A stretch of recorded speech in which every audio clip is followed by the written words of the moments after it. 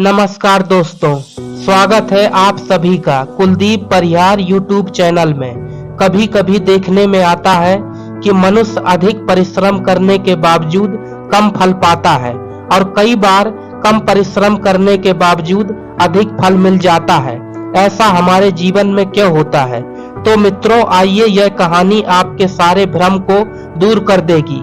यह कहानी आपको शिक्षा और ज्ञान देकर जाएगी।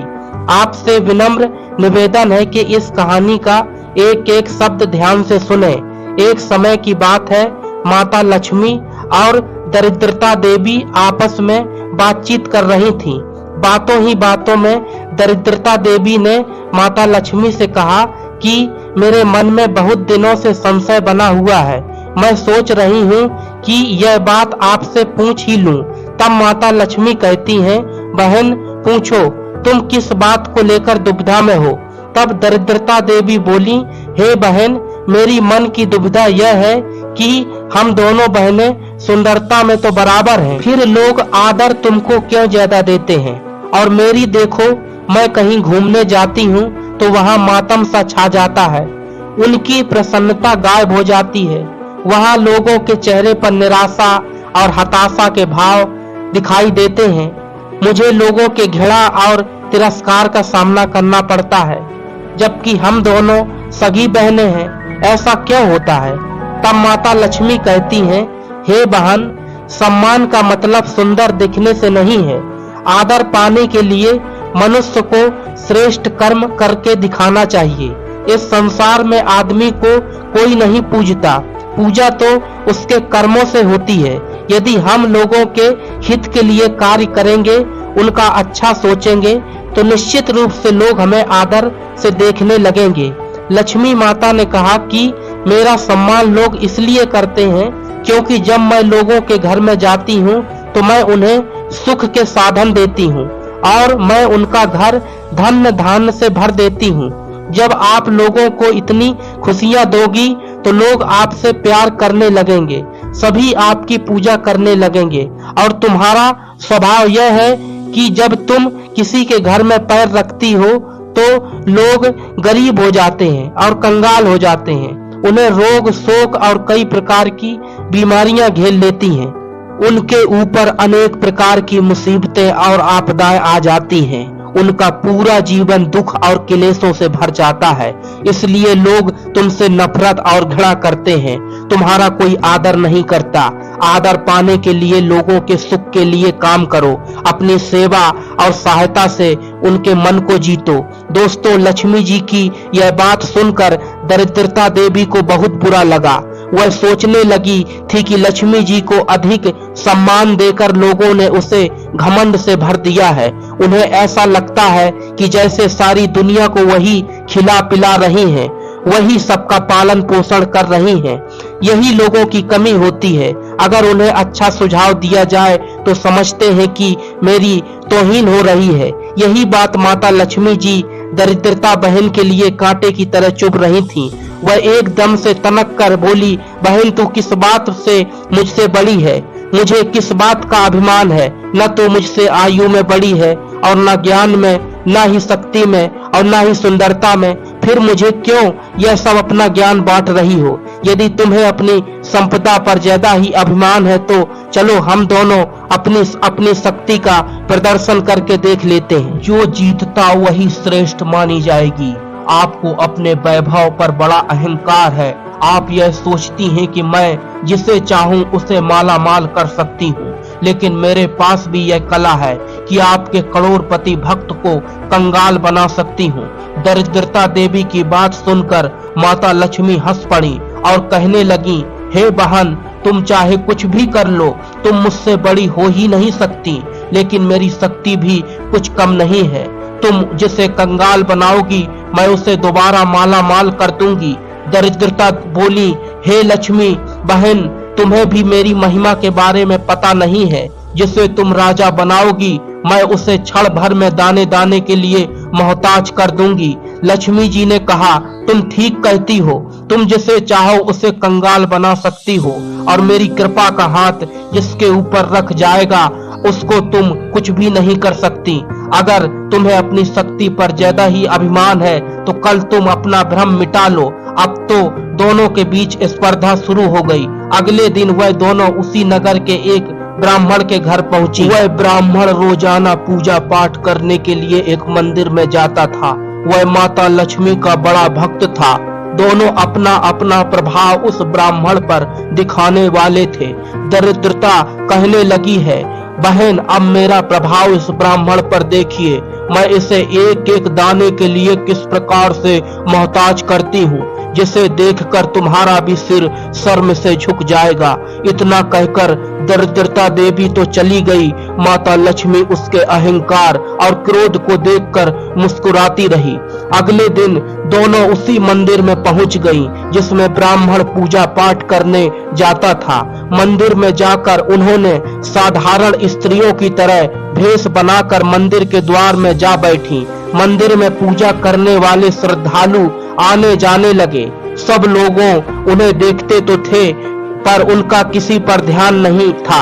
यह बात तो आप भली बात जानते हैं। मंदिर में दीन दुखी तो आते ही रहते हैं। उन्हीं लोगों के बीच में कुछ देर में वह ब्राह्मण भी आ पहुंचा, जिसे उनको इंतजार था। दोनों बहनों की नजर उस ब्राह्मण में जम गई। ब्राह्मण ने मंदिर में पूजा पाठ किया और अपने घर की ओर लौटने लगा। तब दरिद्रता देवी बोली, हे लक्ष्मी बहन, तुम्हारा भक्त जा रहा है, तुम अपना चमत्कार दिखाओ।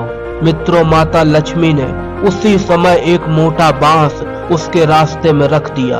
उस बांस के अंदर सोने की मोहरें भरी हुई थी। ब्राह्मण ने रास्ते में पड़े उस बांस को उठा लिया। बांस को देखकर उसने सोचा कि यह बांस जरूर मेरे कोई काम में आ जाएगा, लेकिन उसे यह पता नहीं था कि बांस सोने से भरा हुआ है। ब्राह्मण बांस लेकर घर की ओर चल दिया। रास्ते में उसे एक लड़का मिला। लड़के ने ब्राह्मण के हाथ में बांस देखकर सोचा कि यह बांस तो बड़े काम का है, क्यों ना इस बांस को ब्राह्मण से अपनी चारपाई के लिए मांग लूं। यही सोचकर लड़के ने ब्राह्मण से बांस देने का आग्रह किया। ब्राह्मण ने भी सोचा कि कौन सा बांस मैं खरीद कर लाया हूँ, लड़के ने मांगा है तो दिए देता हूँ। ब्राह्मण ने वह बांस लड़के को 1 रुपए में बेच दिया। 1 रुपए में बांस बेचकर ब्राह्मण बड़ा खुश होता है। वह लड़का भी मोहरों से भरा हुआ बांस लेकर अपने घर चला गया। उधर मंदिर के पास खड़ी दोनों बहनों में से दरिद्रता कहने लगी, देखा लक्ष्मी बहन, यह था मेरा प्रभाव। तुमने ब्राह्मण को धनवान बनने के लिए मोहरों से भरा बांस दिया था, लेकिन मेरे प्रभाव से वह बस मात्र 1 रुपए में बिक गया। तुम्हारे भक्त को क्या मिला? मात्र 1 रुपया, और यह 1 रुपया भी इसके पास रहने वाला नहीं है। चलो आगे चलकर देखते हैं कि क्या होता है। अब तो वह दोनों देवियां ब्राह्मण के पीछे पीछे चलने लगी। तो ब्राह्मण चलता हुआ एक तालाब के पास पहुंचा। उसका वह रुपया कमंडल में पड़ा हुआ था। ब्राह्मण ने तालाब के किनारे अपने कमंडल को रख दिया और फूल तोड़ने में लग गया। तभी एक चरवाहा वहां से गुजरता है और ब्राह्मण के कमंडल में 1 रुपया पड़ा देखकर वह उसे निकाल कर चला जाता है। ब्राह्मण को कुछ पता नहीं था कि उसका रुपया भी चोरी हो गया है। वह अपने कमंडल को लेकर घर की ओर चला आया। घर के पास पहुंचा तो उसे वही लड़का मिल गया जो 1 रुपए में बांस लेकर गया था। वह लड़का बोला, पंडित जी, मैं तुमसे जो बांस लिया था वह बांस तो बहुत भारी है। मेरे दादा ने कहा है इस बांस को लौटाकर कोई हल्का बांस ले आना, इससे चारपाई ठीक नहीं बनेगी, इसलिए यह बांस आप लौटा लीजिए।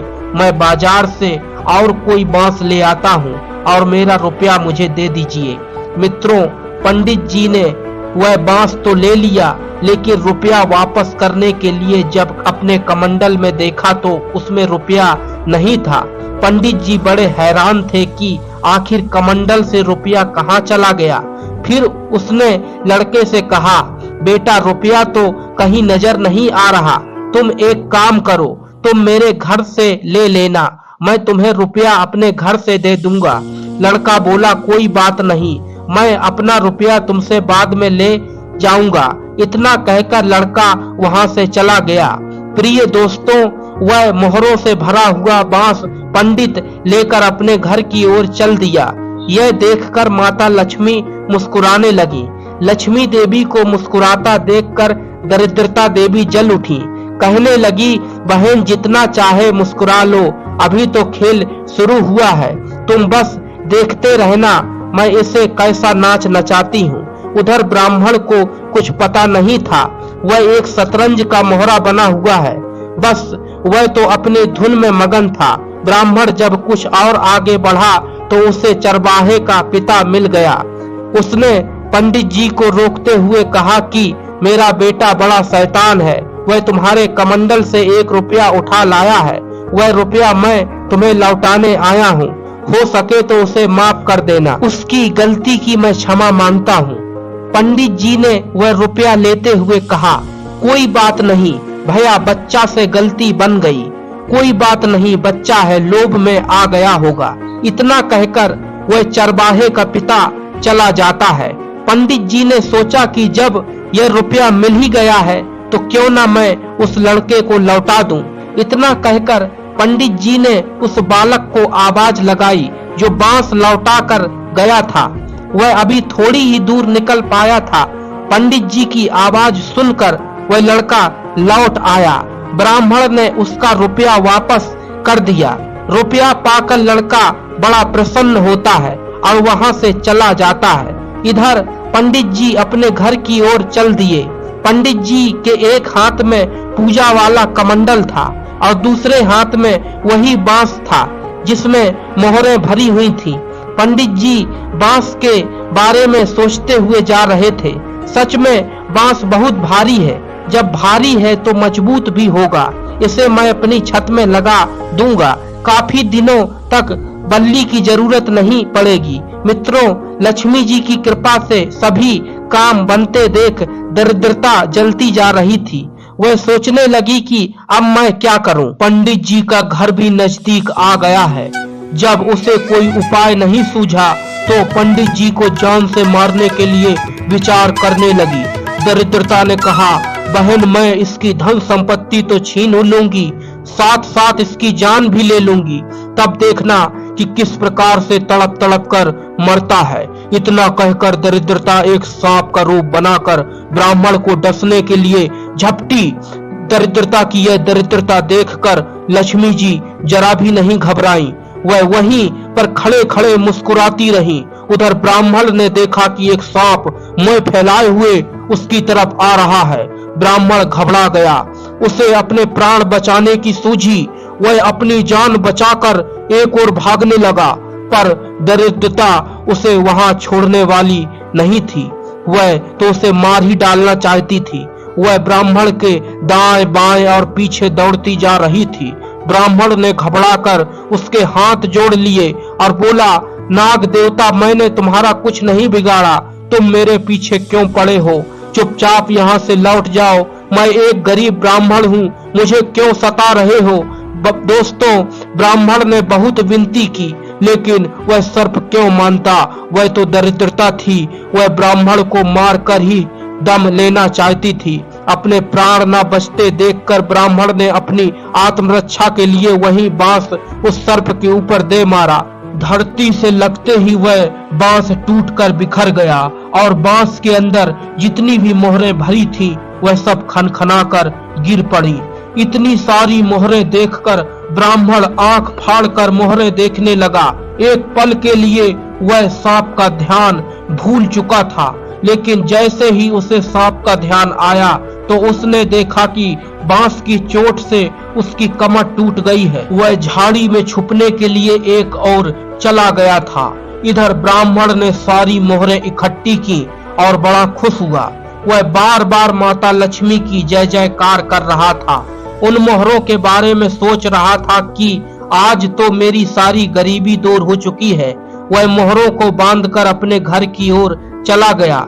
उधर लक्ष्मी और दरिद्रता फिर बातें करने लगी। लक्ष्मी ने कहा है, बहन सच सच बताना, बड़प्पन की थाह मिली कि नहीं? बड़प्पन किसी को देने में होता है, छीनने में नहीं। छीनने वाला भी कभी सुखी नहीं रहता।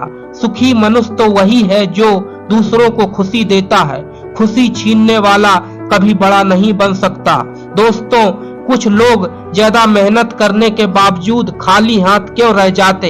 इसका कारण है मनुष्य के पूर्व में किए गए संचित कर्म। कुछ कर्म ऐसे होते हैं जिनमें हमें फल नहीं मिलता, वह अपना फल भविष्य में निर्धारित करते हैं। उस समय हमें लगता है कि कम मेहनत में हमें बहुत कुछ मिल गया, और जिन कर्मों का हमें कोई फल नहीं मिलता उसके दो कारण हैं। पहला कारण फल भविष्य में मिलेगा, और दूसरा कारण लक्ष्यहीन कार्य। जब हम लक्ष्यहीन कार्य करते हैं तो हमें मिल भी जाता है और खाली हाथ भी रहना पड़ता है। लक्ष्यहीन कार्य सिर्फ थकाता है, आपको देता नहीं है। मेरे प्रिय दोस्तों, यह वीडियो आपको कैसी लगी? वीडियो को लाइक करना और चैनल को सब्सक्राइब करना। फिर मिलते हैं अगले वीडियो में।